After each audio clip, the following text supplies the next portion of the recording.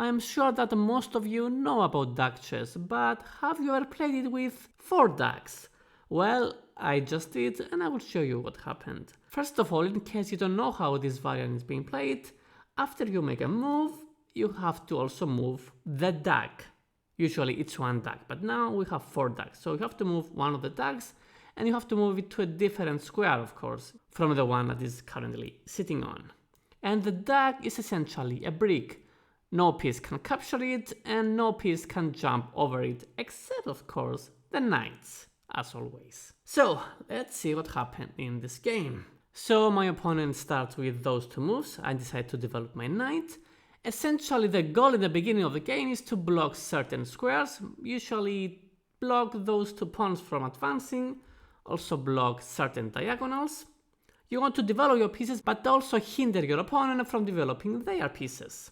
And now my opponent tries something cheeky, but which happens very often in duck chess. He tries to give a check, but he also blocks the diagonal. So if, for example, I play something silly, I just move a pawn and move the duck somewhere else, then this is game over, because in duck chess there is no checkmate. You have to capture your opponent's king, and if your opponent is silly enough to leave the king hanging, you can just take it.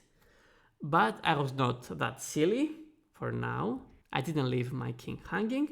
Instead I block with my knight, and the game continues. I try to attack the queen. This doesn't happen immediately. I want to castle, of course. Usually what happens is that your opponent will not let you castle. They will put the duck in those 2 squares. And this is what happens. It's very frustrating. Now I got to attack the queen. And I don't know what happened, but my opponent let me get the queen. So I took the queen for the price of a knight. Now I have to be careful not to blunder my bishop, because I cannot escape because of this duck. So I put the duck here so my opponent doesn't have this move. Opponent takes the bishop, I take the knight. We have a few more moves. I tried to open some diagonals. Now I thought that I was doing very well, but my opponent can't defend. I cannot take the rook, but I have other ideas. I'm going for this check, but I have to think of something else, so I go back. We have a few more moves, and now I thought that that's it, because I can take this pawn. But although this would be checkmate in normal chess, it is a huge blunder in duck chess, because my opponent can just take the queen and block the check at the same time. Yeah, one thing that you have to know about duck chess is that the long-range defense doesn't work. So anyway, I lost my queen, and I was also very low on time. I tried to play quickly, but I just lost on time anyway. But you know what I do when I lose on time? Well, after I finish my crying session, I try again. So I played another game. Again, I had the black pieces, and my opponent started with a very weird move. Why would you put a duck here? Why block your own pieces? I do not understand. So I proceed normally, develop my knight, trying to get the ducks away from my side and into my opponent's territory. And now this knight looks a bit weird in this square. So I block one of its escape squares, and the next move I basically trap this knight. It has nowhere to go because I block all of its escape squares, so my opponent does the next best thing.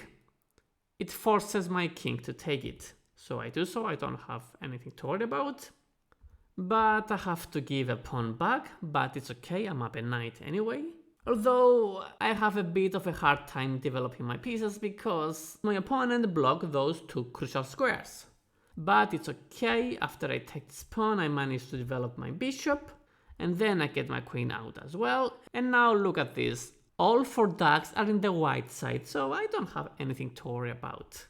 We play a few more moves. I try to get my pieces closer to the enemy king, so I get my queen there as well. And now maybe there are some kind of tactics, but I'm not sure. I take the knight and I reveal a check, but this can easily be defended.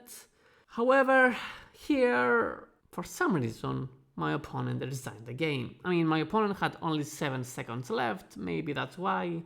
I don't know.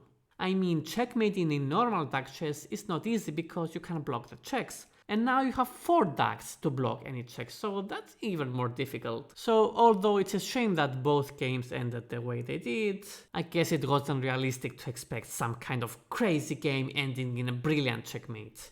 But I still hope you enjoyed this idea and this video. Thanks for watching, I will see you in the next one.